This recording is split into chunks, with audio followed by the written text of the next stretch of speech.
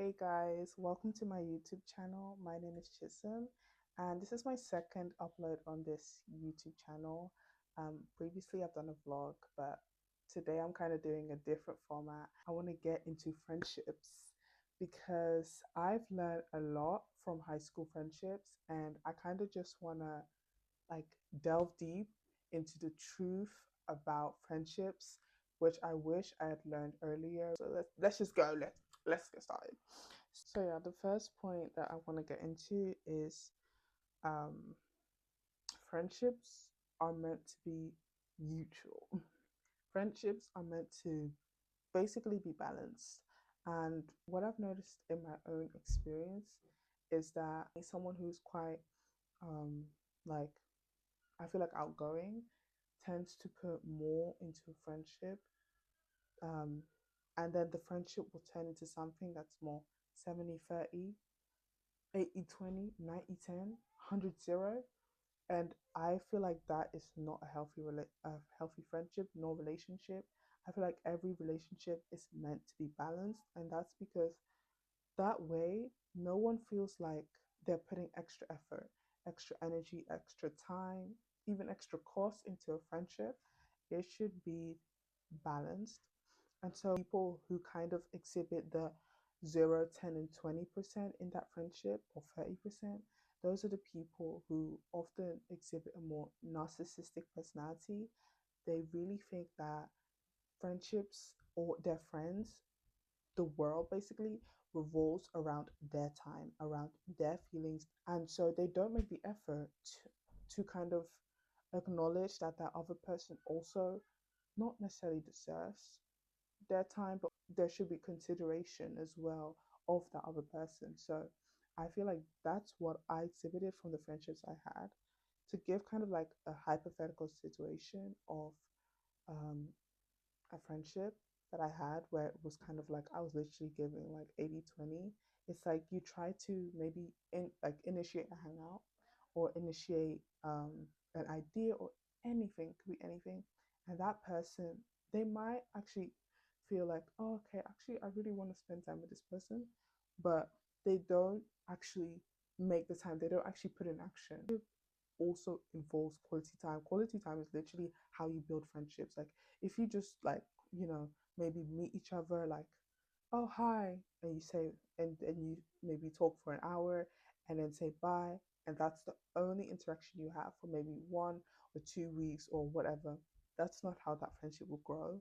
And that's personally what I believe, but I feel like it's kind of based on many other friendships too, because a lot of core like well-built friendships are built off of quality time spent, then that friendship just doesn't grow, that friendship just doesn't build. So that's something I've noticed, and that's why I put this, and I would honestly consider putting it a little bit up there on this list, because I've noticed that like I would feel emotionally drained in that friendship, and I would feel constantly like I would feel like I would seek, even like seeking attention from that friend. Like I would feel like, like it's a competition. How can I get my friend's attention? Who's getting my friend's attention? I want my friend's attention too. Like it's not supposed, a friendship is not even supposed to um require any form of energy, like, or any form of like worry, stress. It's supposed to be a relationship built off of love, built off of joy. Like when you think about a friend, you're supposed to get happy. And if you're constantly thinking about how do I get my friend's attention, how did that's not how you maintain a stable relationship with that person.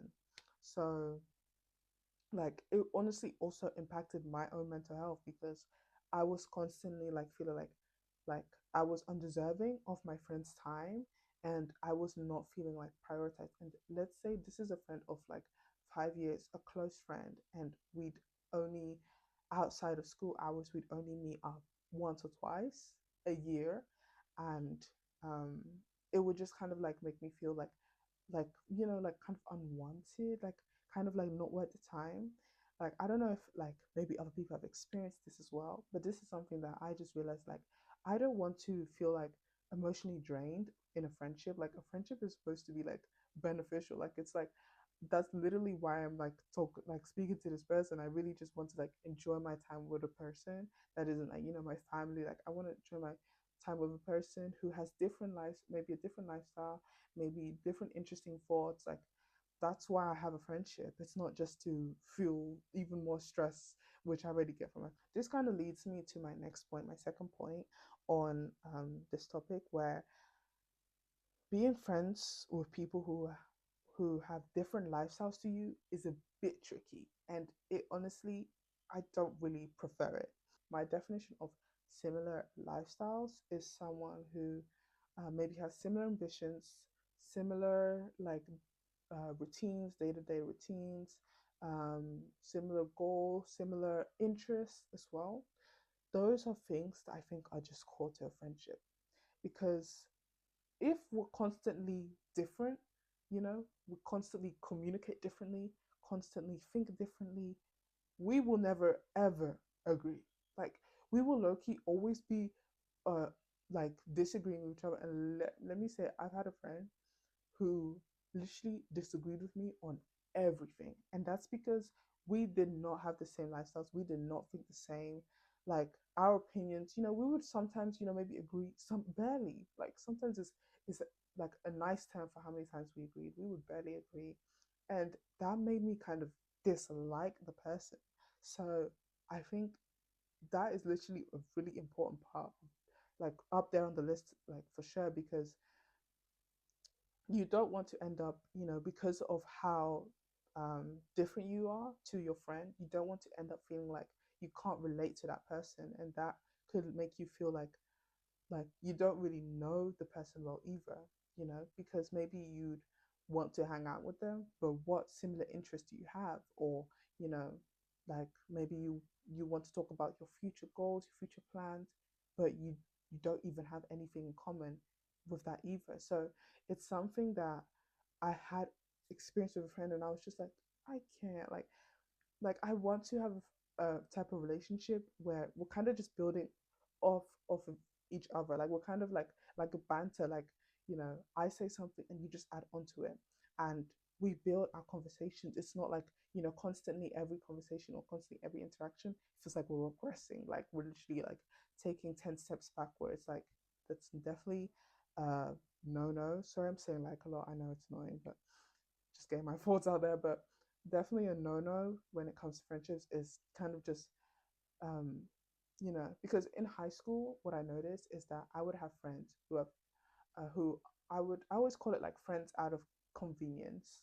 Like you meet that person because you're in the same class. You don't meet that person because, oh, you joined a similar club, or oh, you like, you know like mutuals, like you meet that person because you're in the same class. You meet that person because you literally just like grouped with a bunch of people and like, they said mingle.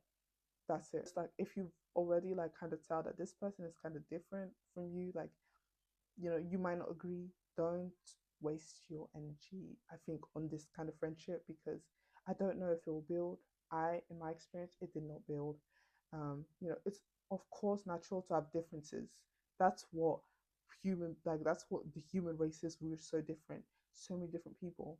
So it's gonna be natural that, you might not agree on things, but if you're so different that you literally cannot agree, that's when it's like, how are we ever going to like kind of build this friendship further into a way where we actually benefit from each other? So now my third point is, don't hold all your friends to the same level. And I feel like this also actually links to the first point. Like the dots are kind of connecting, but don't hold all your friends to the same level, because this actually stems from one thing that I think every friendship or every human has experienced: holding people to certain expectations that are just way above them.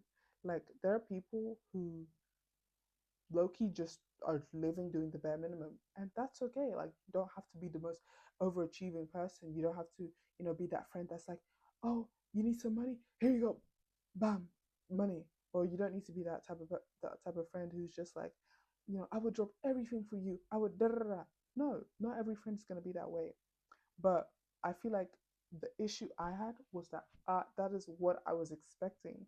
That's what I was hoping for in a friendship. I was hoping for someone to kind of like be a magical unicorn and like, like if I needed help, they would be there for me, or if I needed someone in that moment, they would be there for me. And I think that's why this is actually a little bit of a sad topic, because it's like sometimes we do need a magical unicorn. And if you don't meet the right people, or if you like constantly hold certain people in your friendship groups or whatever to that standard, like you reach out to someone who might not reach that expectation, and then you get end up getting disappointed, that could end up hurting you a lot more than you think. When I think of friendships, I actually see friendships through time scale. Like I see it as, okay, 1 to 2 months is low key, like it's like potential to be a friend. It's like that stage where you're just getting to know that person. 2 to 5 months is like, wait, actually, like I'm really learning a lot about this person. Like, let's say actually, you're in a friendship where you and this person interact like almost daily. Like maybe it's like a school friendship or something, or work related friendship. You interact almost daily because you're constantly in each other's spaces, and you realize that that friendship is building really fast and progressing really fast. That by 2 to 5 months, you're already like friends. You're literally friends. And like that's why I see it as like, if you expect, like you just met someone, okay, let's say, and you're in the 1 to 2 months timestamp of a friendship, and you're expecting that person to already be your ride or die, you will be disappointed, because that person, you don't know much about that person. You don't really know if that person understands you well, or if that person is even like capable of those things that you need in that friendship. So it's also why I consider like not only like by timestamp, but I also consider like about that person's personality type. There are people who are kind of like, sorry, there's like hair in my eye. Yeah. Oh, jeez, I'll be blinded. There are people who are quite unserious. They're just naturally unserious people. I've met a lot of people like that, especially like when I was a bit younger. I would meet a lot of people like that, especially from because high school. So those kind of people, like I just can't bring up my serious topics. Like those type of people are the people that I have around me for a good time. They're great for like uh and like party, or they're great for um a fun conversation. But if I'm in a moment where I'm at my lowest points or something, or I'm just like feeling down about something, I don't think I would necessarily go to that friend for advice, or go to that friend for support or whatever I need. So those are things that I kind of have considered now, and I'm just like, it's not like you should feel like you have to like okay, this is the friend that I will now make my da, da, da, this is the friend that, no, you don't have to do any of that, but you do have to understand the type of friends you've made, and kind of how you can reach out to them. Like kind of maybe at first when you start to meet that person, maybe test a bit of the limits, see like what are they, what kind of friend they are, and how they are able to maybe in your, like if you have like maybe concerns, how they can kind of advise you. If it's an unserious advice, okay, now I know this is not the friend I'm going to go to for advice, so I'm not going to maybe further down into our friendship ask them for something really trivial. If I ever have some like kind of difficulty, I'm probably not going to go to that friend, because I don't think that I would want to my expectations of that friend to completely hurt me. Instead, kind of leads me to my next point. It doesn't matter how long you've known someone, if they're disturbing your peace, just cut them off. I kind of want to like just kind of, because sometimes I feel like some of the topics or prompts are just, they're kind of just like ramblings in my head, and I don't think sometimes they make sense. What I mean by disturbing your peace and cut them off, because cut them off sounds very like brutal, but like disturbing your peace, there's like a peace that's like within you, like you feel at unrest in that friendship. That is a peace that you can't just wither away with like, oh no, it's gonna be okay, like, oh no, I feel comfortable with this friend, oh no, it's just like a worry, da, da, da.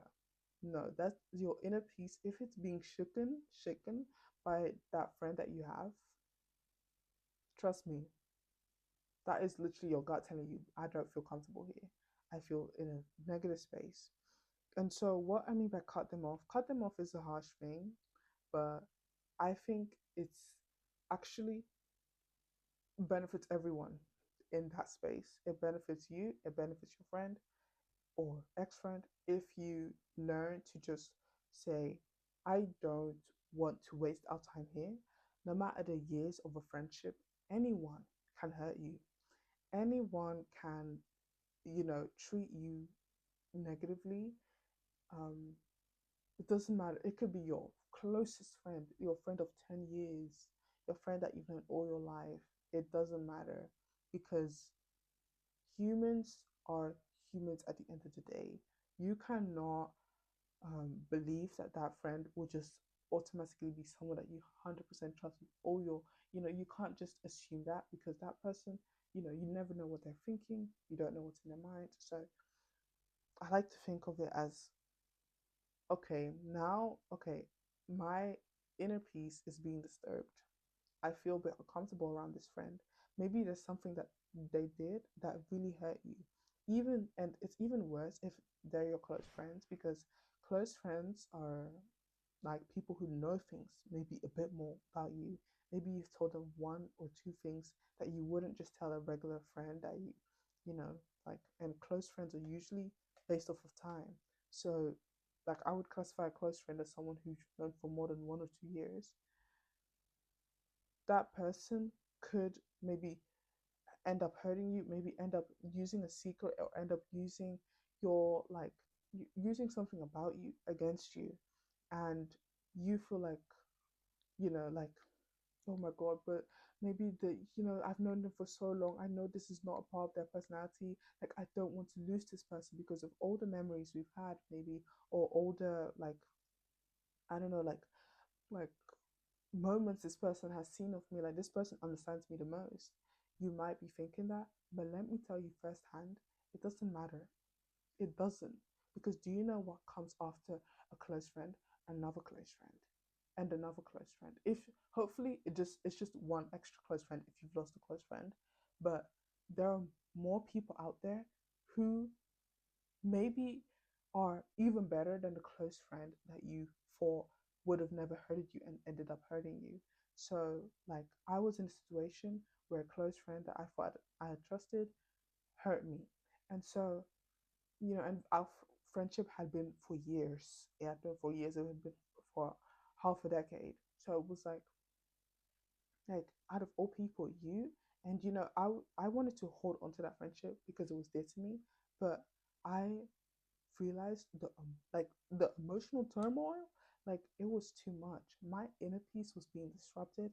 I needed to feel like like I needed to feel normal, and the only way that that could work was because literally after I had a falling out with that friend, we made up again, and it was like nothing worked out. It was like Pandora's box was opened from that first issue that we had. Everything was shaken. It was like unstable ground that we were now building this friendship off of. So, like, the best thing that I had to do was cut it out. Like, it was just because I wanted to protect my inner peace.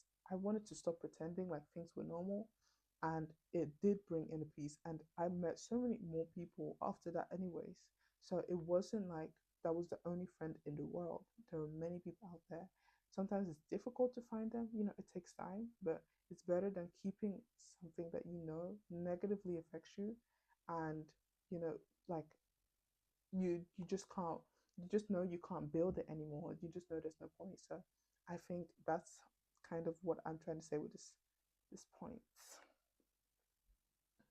So I think this is my last. I know this is not my last, but this one, this point is so like like I think this is the best thing I've ever heard. And actually, literally, my sister showed me this video today of this girl actually mentioning this point, and I had to talk about it because this happened to me one, two, three, four, 5 times. Friend who immediately turns into your enemy after something has gone wrong is not your friend. That's your enemy, bro. That's your enemy. Let me kind of just like get into this because I feel like this is such an important topic because sometimes your enemy is literally like your friend in disguise. Like like they're literally like right next to you. They're literally playing on your downfall.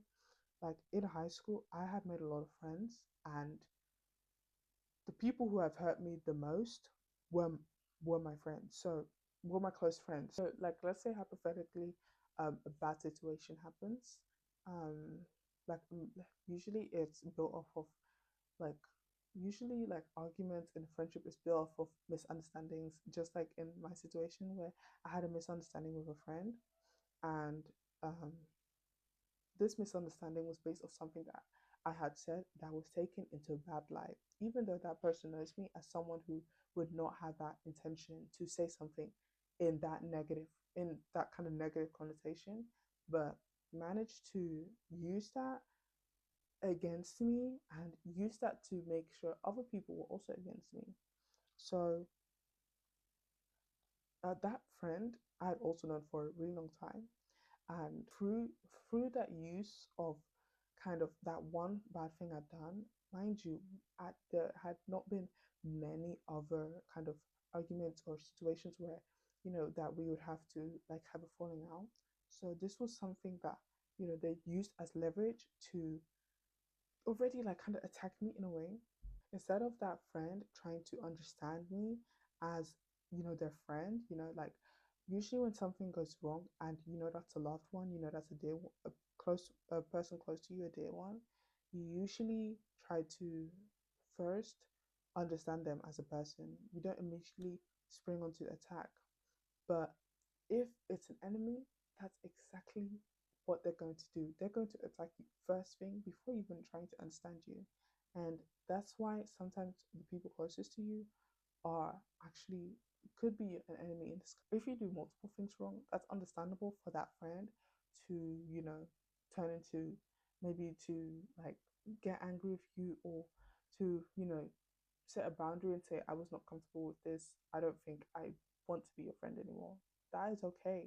I feel like we should normalize people saying, I don't want to be your friend anymore. Like, you don't owe anything to anyone. If you don't want to be friends with someone, you say, I'm sorry, I felt uncomfortable, I'm out. But if it's a situation that your friend's character, and you know that that person did not mean that, or in a situation where, you know, your friend might have done an action that was contradictory to who they are, and instead of trying to understand, oh, my friend is usually the type of person who would not do this, or my friend is a good person at heart, you immediately like turn that person into a bad person, others against that person. That shows that you did not have that person's good intentions at heart in the first place. That is something that I feel like is so important, because it takes like an enemy reveals itself in one slip up. Like, I hope you guys like this video. I hope you um learn something. I don't know, I'm not a therapist. I'm just a girl who's gone through a lot of things. So I hope you just liked the commentary, and if you have any opinions that I haven't discussed already, just comment it down below. um, and I want to talk more. I love talking, so I'm going to make more videos like this. And yeah, thank you guys so much for watching. See you. Bye.